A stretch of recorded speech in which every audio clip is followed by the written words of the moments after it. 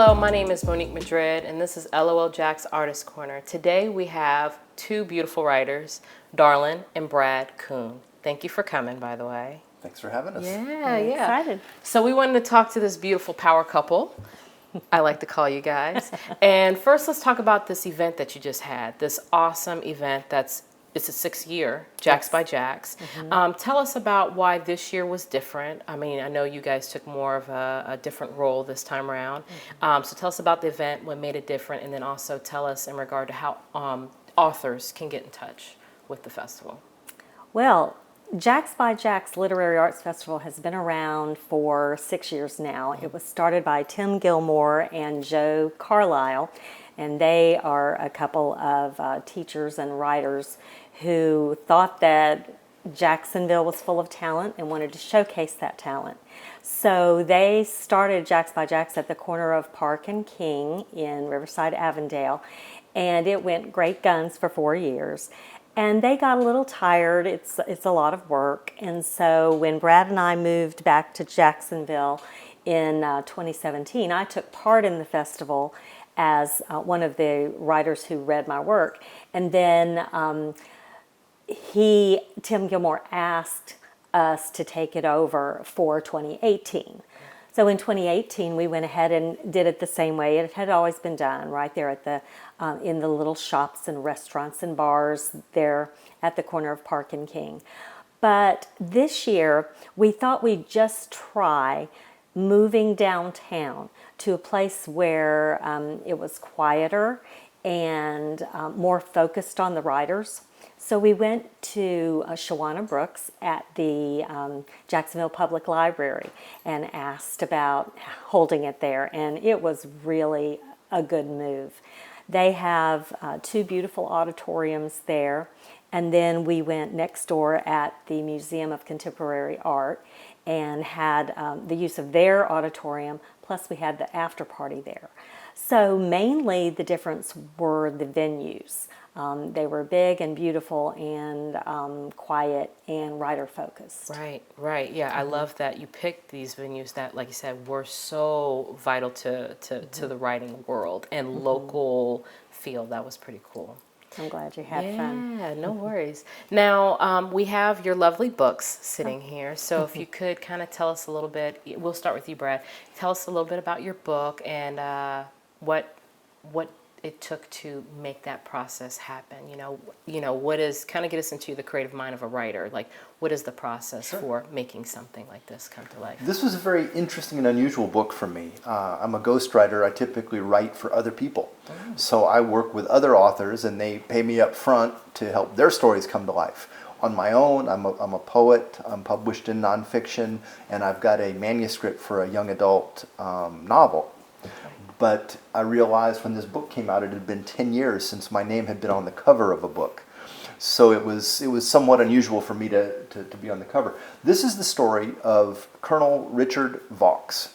And Richard was a career TWA pilot, retired Air Force pilot. And he went into Beirut in 1985. There was a very famous hijacking in June, July 1985, where a 727 was hijacked from TWA, and a Navy diver, Robert Steedham, was shot and thrown out on the tarmac. My story is about the pilot who came in 2 months later after the hostages were released and stole that plane back off the runway in Beirut. Wow. Okay. That's pretty impressive. Okay. And what about you? My book is called Sewing Holes, and it is a novel, but it's actually based on the true story of my life growing up here in Jacksonville on the Trout River on the north side. And the story is about a little girl who is very religious. She believes that she has a deal with Jesus and Joan of Arc, that when she prays to them, she can heal people. And it's what happens when she's unable to heal someone who's very close to her. So it's a crisis of faith. It's an overcoming of doubt, and it's a family story. It's really about a mother and a daughter and how they relate. So it has a lot of poignant aspects. It has a lot of history. It's set in the 70s during the Vietnam War. And it has a lot of touch points in Jacksonville people will recognize. And I think they'll enjoy reading that aspect of it. It's also quite funny. I don't know how in my little elevator pitch to bring out how funny the book is, but I really brought to life the funny characters from the north side of Jacksonville while I was growing up. Okay, okay. Now, switching gears in regard to writing, you guys obviously dabble in a lot of different things, from podcasting to your actual business itself. So now, Brad, you have this philosophy called Pyramid of Monetization. Yeah. Tell us about that, because I think it needs to be heard in regard to the balance of, work and pursuing your passion in the meantime. Sure. And it's less a philosophy than a survival technique. Okay. 10 years ago, I was laid off. And for the first time in my entire life since college, I had to actually interview for jobs. And this was right at the height of the recession. So I was a middle-aged white guy who had always worked in corporations, and corporations weren't looking for what I had to sell. So I started my own company. A friend suggested, why don't you timeshare yourself? Why don't you find a bunch of smaller companies that can afford a little bit of your time? And so as a writer, I went out, and I think my first client was actually a nonprofit for bicycle pedestrian advocacy. So I started riding a bicycle around. Everybody thought I couldn't afford a car at that point, But the pyramid of monetization was, I had to figure out, how do I spend my time? How do I pay the bills and still pursue my goals of being a professional writer and writing my passion? So I figured out that there were things that I could do with a limited amount of time that I would only do for money. That was corporate writing, marketing stuff, things like that. And that was really the fat part of the pyramid. That's the bottom of your pyramid that feeds you a strong foundation. Then there's the stuff in the middle that you'll take a little bit less for, because what you're getting in return are leads, opportunities to bring in other full-priced corporate business. Right. And then there's that stuff at the top you absolutely have to have, and that's the little triangle at the top is your passion stuff. That's what you do. You would do it for free, but ideally you'll do it for money. I mean, that's what that we try. Would be a perfect world. That's what we strive for as Right, creatives, is to get paid for our art. And so that pyramid at the very top is our art.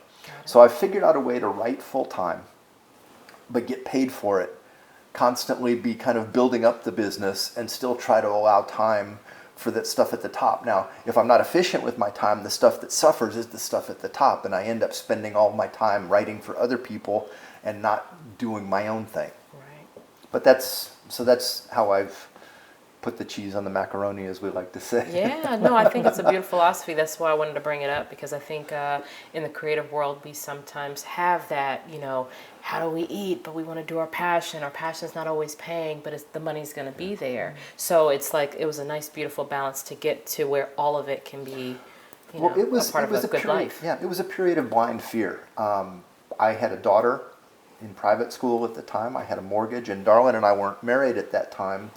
And I had to, failure was not an option. I had to eat, I had to pay the mortgage.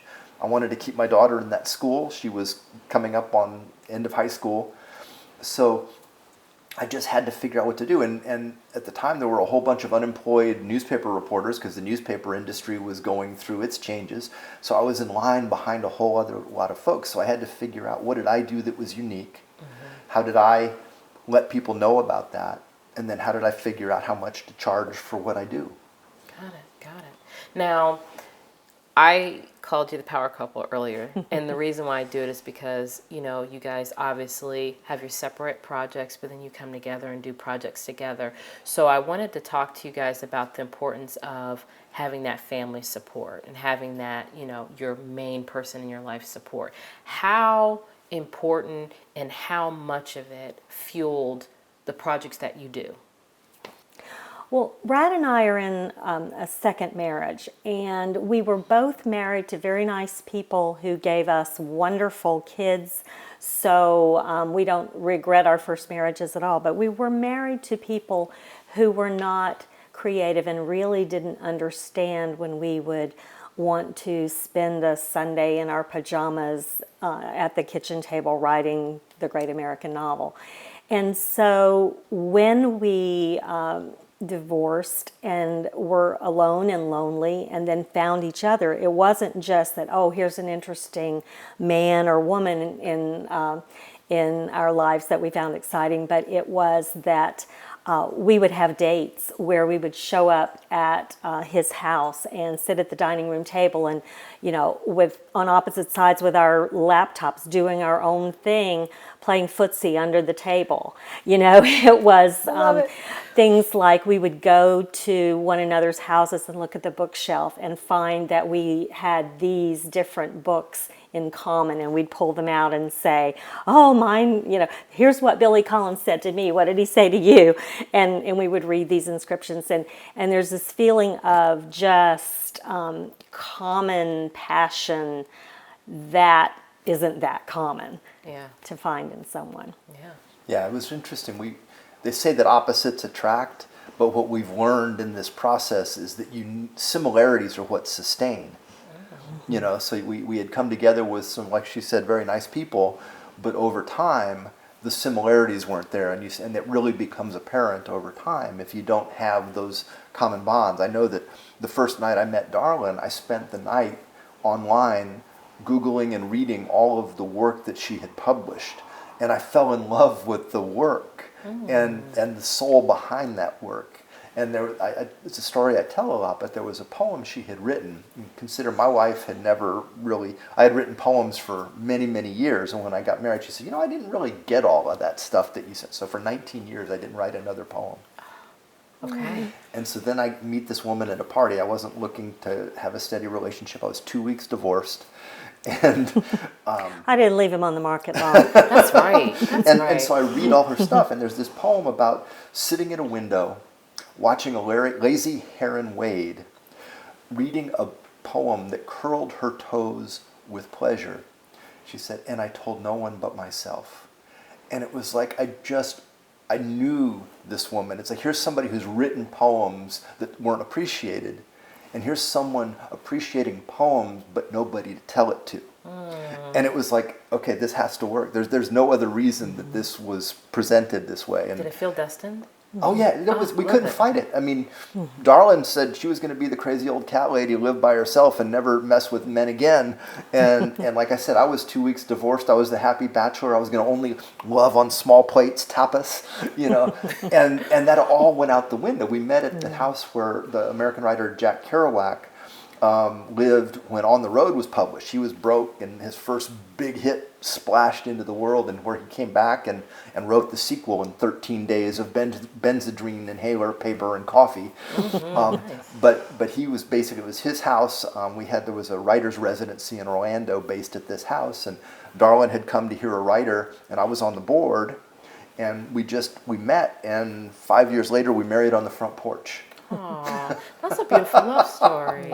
And I love been. that it brought the creativeness out of you guys, that you fell in love with your work. Yeah. And then you just realized, okay, and this person is really beautiful too when you meet them in person. That's really awesome. Yeah, they say man plans and God laughs. And Yes. we feel like God and Jack Kerouac had some kind of plan for us, and it's worked out great so far. Well, the literary world appreciates you for sure. And then one last question, because again, you're many hats. So you dabbled in the film world, so we have to kind of touch on that. In regard to the 48-hour film project, so how was that, taking that on? So here you are, this writer, you're doing books and you do all these different things, and now you're taking a chance in the film world and finding a way to do it through your voice, which is writing.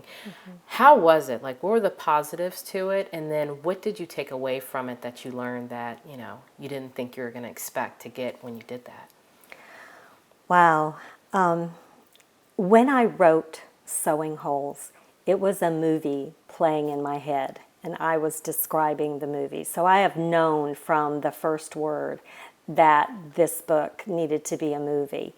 And I'm a bit courageous in that when I decide to do something, I then go figure out how it's done. I don't have to know how to do things in order to decide I'm going to do them, but I'm smart enough to know what I don't know and then go find people who do know it. Like Brad was mentioning, have that expert in your pocket. So when I moved to Jacksonville and moved back to Jacksonville, I was born and raised here. But when I moved back and I decided it was time to work on my movie, I just asked the people that I knew, if you want to make a movie in Jacksonville, who do you need to know? And they immediately mentioned the JAX Film Bar Mondays, which are amazing. And they mentioned a woman named Sharon Cobb. Now, she taught at UNF. I teach at UNF. And I thought, okay, I can probably arrange to bump into her. I found out where she was, which was at one of the JAX Film Bar Mondays. And I went up to her, introduced myself, and offered her a copy of my book. I watched her eyes glaze over, as experts like that do when amateurs, when accosted by amateurs. And I thought, she's never going to read my book. And she has admitted that she took it home and put it in a large stack on her nightstand and waited till she got down to it. But she read it in about 2 hours. It's not a long book. And she immediately wrote to me and said, I love your book. It needs to be a movie. How can I help you? Aww. So, I mean, can you believe how generous that was? It really touched my heart. So then that led to meeting Tim Driscoll and Franklin Rich and Grace Bryan and you folks, you and Adam. And everyone's just been so helpful and answered all my questions. So the 48-hour film festival came along. And they said, okay, this is where you're going to go from just getting a topic and a couple of other pieces of what you need. And then 48 hours later, you're going to have a completed film in the can. So I said, I just want to watch this magic happen. What is a role that I, as a complete novice, can do? And they said, well, there are these people called PAs, production assistants. And basically, you just come and step and fetch it. You get whatever anyone needs. You run for the pizza. You make sure that the drink case is always full of ice and this and that. So it's a very basic thing, but I was able to be there from the first script read to the end, where we went to the LOL Film Festival and watched it. And it was amazing. The things that I didn't know were things like there's so much sitting around and waiting. People are setting up lights and they're setting up sound and they're running through rehearsal and they're doing all this. I mean, you go to a movie and you just watch this magical thing. And I learned that sound is the most important component. And I remember the thing I did that I thought was the most helpful was I ran outside at this pivotal moment, and I stopped the mailman from coming to the door. We were filming in a house where they come up and knock on the door, and I saw him coming, and I thought, no, because the scene is going so great. And I ran out, and I went up, and I said, shh. And I did a little sign language, and he stopped, and he was excited, and he was kind of watching, and then they finished the scene and said cut, and I said, oh, thank you, and it was great, but just little things. And what else did I bet you can't look at movies the same now. No, and I've been studying script writing. I've been reading a lot of books. I also took Sharon Cobb's amazing several courses. Shout out to her, And the more you read, the more you just see that it's a science as well as an art. Certain things have to happen on certain pages, or it's not a satisfying movie. Sure. And now I will look at my watch when a certain thing, when we go from this is the everyday world to the moment everything changes, I'll look and say, I know how many minutes this should be. Right. Exactly. Right? 10 minutes. Here we are. Right. And when I watch a movie that doesn't satisfy me, I can sort of go back and say, that's because they broke this rule of filmmaking. Nice. That's why this wasn't as compelling as it could have been. Good deal. Good deal. Well, I appreciate you guys for coming out, by the way. Oh, this is wonderful, this thing you do. Yes, yes. So for people who don't know about you and need to know about you, how can they find you on social media or on the internet or through any kind of casting? I know you do podcasting, through publications. How can they find you? Well, I'll go first. I'm at darlynfinchkuhn.com. You can learn about JAXbyJAX at JAXbyJAX.com. That's JAXbyJAX.com. And I'm on Facebook as Darlyn Kuhn. And yeah, how about you? I'm Brad at Brad Kuhn and Associates. That's Kuhn, and that's bradkuhnassociates.com. The Scribbler's Corner, it's actually Scribbler's Corner at River of Grass podcast, and that's on iTunes and pretty much anywhere. iTunes, Stitcher, yeah. wherever podcasts are sold, but it's free. Got it. Okay, so we appreciate the Kuhns for coming out today. Thank you guys so much. Absolutely. Thank you, Monique. Yeah. I enjoyed it. And we are at LOL Jax Artist Corner, and we are out.